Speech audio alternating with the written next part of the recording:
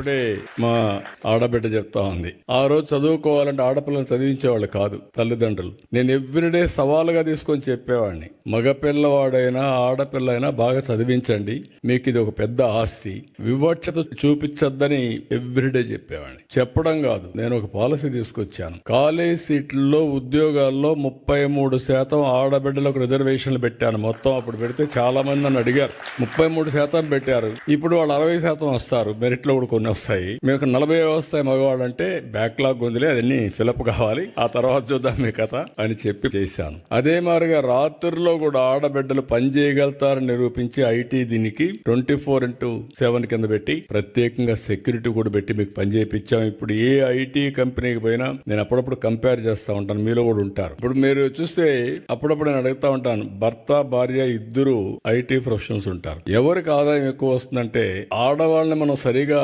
అంచనా వేయలేదు కానీ there is a theory, right brain left brain, go and ask your chat GPT.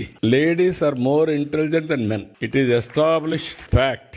మనం నమ్మినా నమ్మకపోయినా అది వాస్తవం. అందుకే ఇవన్నీ నేను ప్రమోట్ చేసినప్పుడు నాకు అనిపించింది చాలా, ఇప్పుడు ఎక్కడికి పోయినా కూడా ఇంకొక ఇది కూడా ఉంది, మీకు గుర్తుపెట్టుకోవాలి, మీరు కూడా ఫాలో కాలేదనుకుంటున్నాను నేను, అయితే ప్రమాదం. డబ్బులు వచ్చాయి, ఇద్దరు కూడా ఉద్యోగాలు చేస్తున్నారు, double income, no kids, let us enjoy. అందుకే ఇప్పుడు యూరోపే కాదు అన్ని దేశాల్లో కూడా పాపులేషన్ ప్రాబ్లం వచ్చింది, ఏజింగ్ ప్రాబ్లం వచ్చింది. Can you believe? జపాన్ లాంటి దేశం ఇండియా నుంచి మ్యాన్ పవర్ పంపించమని ఫస్ట్ టైం అడుగుతున్నారు. జర్మనీ లాంటి దేశంలో ఇండియన్స్ ని యాక్సెప్ట్ చేసి కొంతమంది మనుషులు కావాలని అడిగే పరిస్థితికి వచ్చారు. అంటే ఏదైతే సరైన సమయంలో నిర్ణయం చేయలేకపోయారో దానివల్ల ఆ దేశాలు ఈరోజు మీరు చూస్తే సంపద సృష్టించారు, టెక్నాలజీ ఉంది, అగ్రదేశాలు. మనుషులు లేకపోతే ఎవరికోసం దీనికి ఎవరు ఎంజాయ్ చేస్తారు? That is the stage today. India is very fortunate.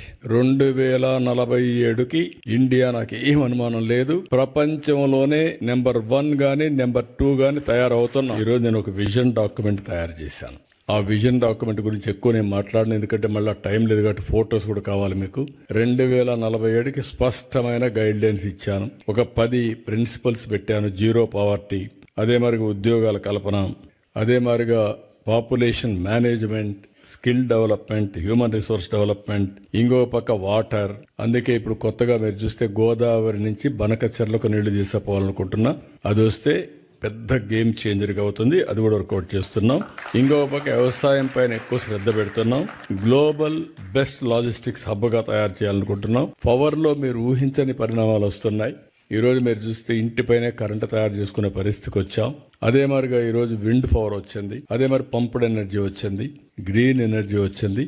ఇప్పుడు ఆంధ్రప్రదేశ్కి ఒక గ్రీన్ హైడ్రోజన్ హబ్గా తయారయ్యేదానికి అవకాశాలు వచ్చాయి. దీనివల్ల కొన్ని లక్షల మందికి ఉద్యోగాలు వస్తాయి. పోర్ట్లు ఉన్నాయి కాబట్టి మన దగ్గర నుంచి మనం ఎక్స్పోర్ట్ చేసే పరిస్థితి కూడా వస్తుంది. దీనికి కూడా శ్రీకారం చుట్టి మనం ముందుకు పోతున్నాం. నేను మిమ్మల్ని అందరినీ ఇంకా ఎక్కువ టైం కాకుండా పాలసీలని అన్ని తీసుకొచ్చాం.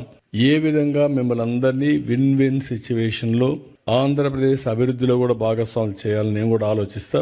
ఫస్ట్ మీరంతా ఎన్ఆర్టీలో మెంబర్స్ గా తయారైతే ఒక డేటా బేస్ వస్తుంది.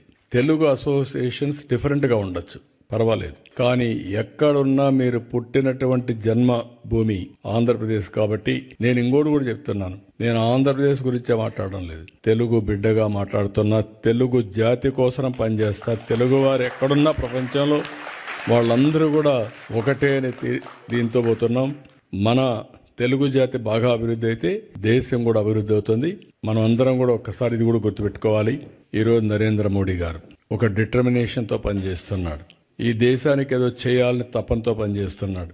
వికసిత్ భారత్ ఇచ్చారు, నేను స్వర్ణ ఆంధ్రప్రదేశ్ ఇచ్చాను. వాళ్ళు వికసిత్ భారత్ లో భారతదేశాన్ని నెంబర్ 1 చేయాలంటే నేను స్వర్ణ ఆంధ్రప్రదేశ్, దానికంటే అన్ని రాష్ట్రాల కంటే నెంబర్ 1 తెలుగు రాష్ట్రాలు ఉండాలి, ఆంధ్రప్రదేశ్ ఉండాలని దానికి ఒక విజన్ తయారు చేశాను.